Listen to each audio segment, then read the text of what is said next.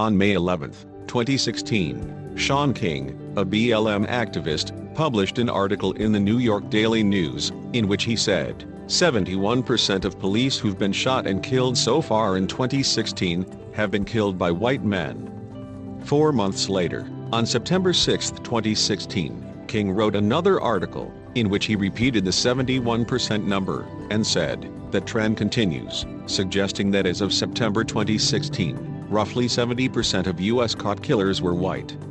Ladies and gentlemen, Shaun King is a liar.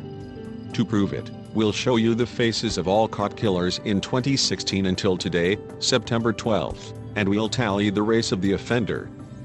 Before we start, let's agree on basic terms. A cop killer is someone who feloniously kills a cop. This excludes all non-intentional deaths. One category that's ambiguous is drunk drivers. When a drunk driver kills a cop, he's doing it while driving drunk, which is a crime.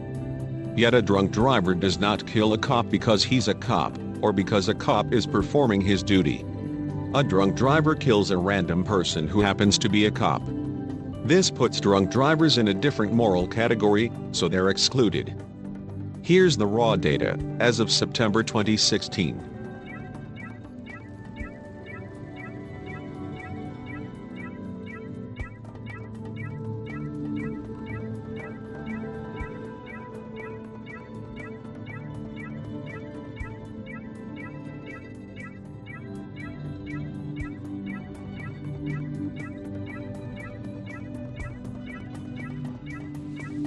Converted to percent, we get the following numbers.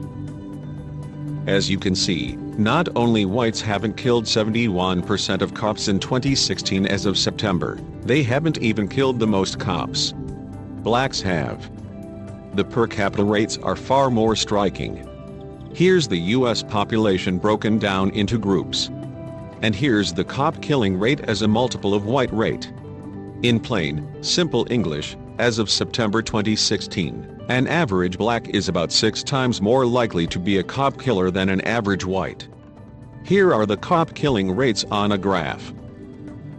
For comparison, here are the rates for all U.S. murders, not just cop killings.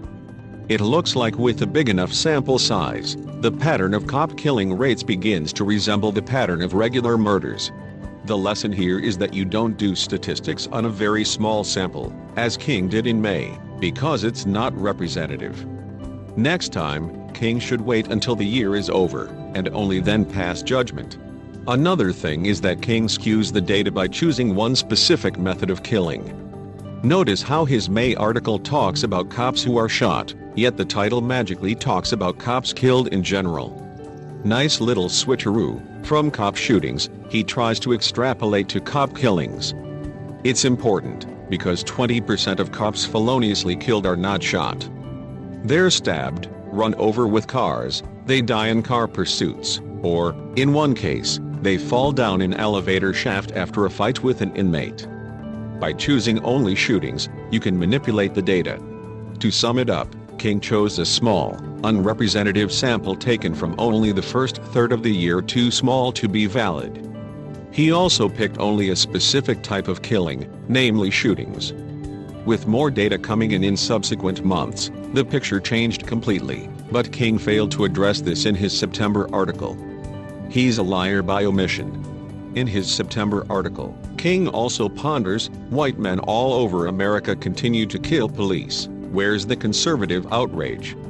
There is no outrage, because there's nothing unusual going on. The reason King asks this question is that he doesn't understand statistics. Non-Hispanic whites are 63% of U.S. population. Statistically, you expect 63% of any random group of Americans, be it stamp collectors or firemen, to be white.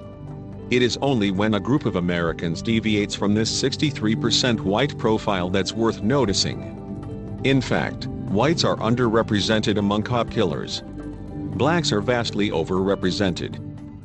As an aside, you may have wondered, were there no women cop killers in 2016? There were. But only among drunk drivers. Here's one. Here's another one. You may also wonder, how about Asian cop killers? Again, There is one among drunk drivers. Also, you may have noticed that one of the cop killers decided he needed a tattoo of a skull on his face. I will leave you with this image. Until next time.